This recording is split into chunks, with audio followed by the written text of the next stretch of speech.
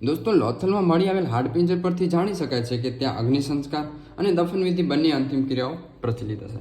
દોસ્તો, અહીંયા શું કહે છે કે લોથલમાં જે હાડપિંજરો મળી આવેલા છે ત્યાં તેના ઉપરથી આપણે અંદાજિત કરી શકીએ છીએ કે ત્યાં અગ્નિ સંસ્કાર અને દફનવિધિ બંને અંતિમ ક્રિયાઓ તેઓ કરતા હશે અથવા તો ત્યાં પ્રચલિત હશે. લોથલનું નગર આયોજિત ખૂબ જ સુંદર હતું, જેમાં રસ્તાઓ, પહાડો વગેરે. ત્યાં મોટા મકાનો, રસ્તા પરની ગટરો પણ દોસ્તો મળી આવેલ છે.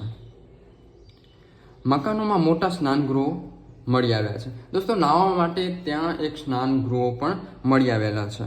લોથલના મકાનો ભઠ્ઠી પરની ઈંટોમાંથી બનાવેલા છે. જો દોસ્તો, ત્યાં શેકેલી ઈંટો જે ભઠ્ઠી પરની તેમાંથી મકાનો બનાવેલા છે. ધોળકા તાલુકાના સરગવાલા ગામે સંશોધન દરમિયાન લોથલનો ટીંબો પણ મળી આવ્યો છે. ઈસવીસન 1954માં લોથલની શોધ કરવામાં આવી હતી.